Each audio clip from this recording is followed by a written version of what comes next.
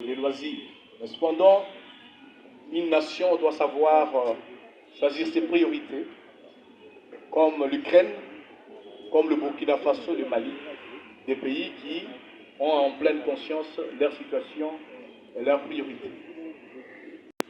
J'aimerais, avant toute prise de parole, inviter l'assistance d'observer une minute de silence en mémoire d'un opérateur politique comme nous, un député national, ministre honoraire du transport, l'honorable Chéribin Okende Senga, assassiné, criblé à balles par des personnes jusqu'à présent non notamment identifiées parce que le pouvoir en éprouve encore les incapacités dans l'enquête et sème même la confusion dans la lumière de son assassinat. Veuillez vous lever, observons une minute de silence en mémoire de M. Chéribin Okende. Pour le progrès démocratique et institutionnel dans notre pays, au nom du parti Alliance pour le changement et au mien propre, nous réitérons les condoléances le plus attristées à la famille biologique, également celle politique de l'honorable Chéribin Okende.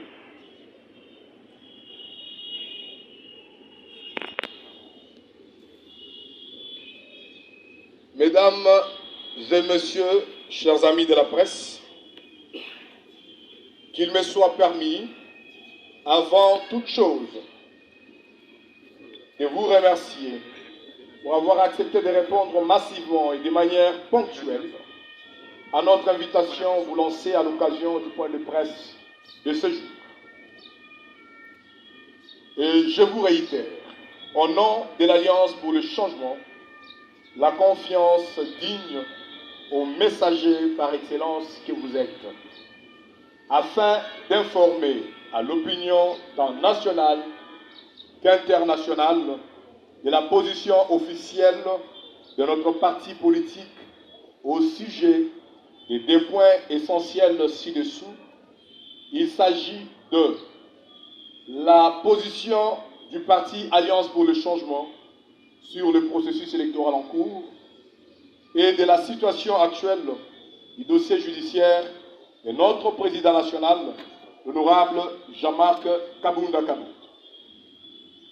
Mesdames et messieurs, chers amis de la presse, s'agissant de la position de notre parti sur le processus électoral en cours, l'Alliance pour le changement informe le peuple congolais et toute l'opinion internationale qu'elle vient d'être intentionnellement et définitivement exclue de l'ensemble du processus électoral par les pouvoirs en place de M. Félix Tshisekedi.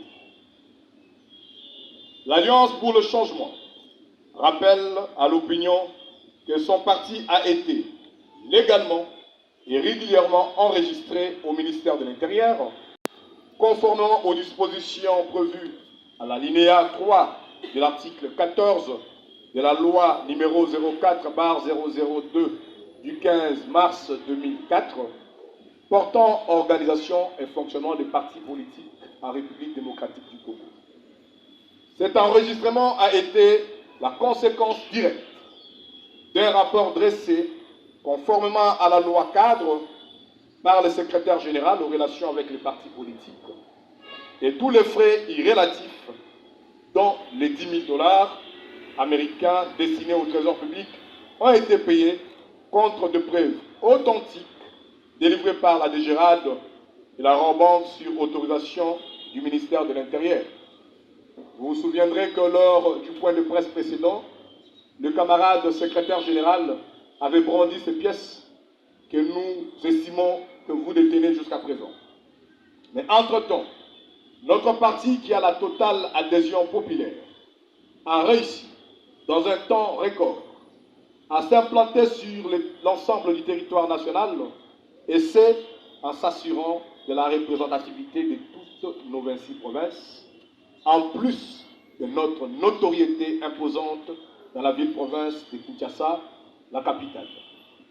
L'Alliance pour le changement compte à ce jour près de 50 fédérations implantées à travers le pays, toutes dotées de sièges viables et équipées. auprès desquels affluent de milliers de membres. C'est là, malgré les intimidations du pouvoir en place. Il en est de même des représentations à l'extérieur de la République démocratique du Congo, où notre parti dispose de plusieurs fédérations dans plusieurs pays d'Afrique, d'Asie, d'Europe et d'Amérique. Par ailleurs, parmi ces objectifs, la conquête et l'exercice du pouvoir par des voies démocratiques à tous les niveaux, en s'est compris la présidence de la République, l'Alliance pour le changement s'est suffisamment investie et préparée pour affronter ses premières échéances électorales constitutionnellement prévues au minimum 3 mois avant la fin du quinquennat en cours. Donc, les 400 candidats certifiés par notre commission électorale du parti pour participer aux élections législatives nationales. Ces chiffres représentent déjà près de 92%, largement supérieur au seuil des 60% exigé par la loi électorale. Mesdames et messieurs de la presse, c'est à cause de cette machine politique savamment préparée qui fait certainement peur que l'Alliance pour le changement se voit être victime d'une exclusion intentionnelle de la part du pouvoir en place, qui brille sempiternellement par une autocratie et qui excelle quotidiennement en violation intempestive du cadre juridique régentant le processus électoral en RDC. Ceci démontre sans nul doute un rejet manifeste de l'inclusivité de ces processus électoraux, pourtant voulu par toutes les parties prenantes. Le premier acte d'exclusion de l'Alliance pour le changement à ces processus électoraux est l'hésitation affichée par la Direction générale du journal officiel, service sous tutelle de la présidence de la République, de publier jusqu'à ce jour, dans ces numéros, les statuts de notre parti politique, alors que, par diligence de nos membres fondateurs, nous avons requéri cette publication. Ces refus violent manifestement les dispositions de l'alinéa 2 de l'article 16 de la loi précitée sur le parti politique, qui oblige à ses services de l'État à exécuter cette publication sans délai et sans quelconque frais.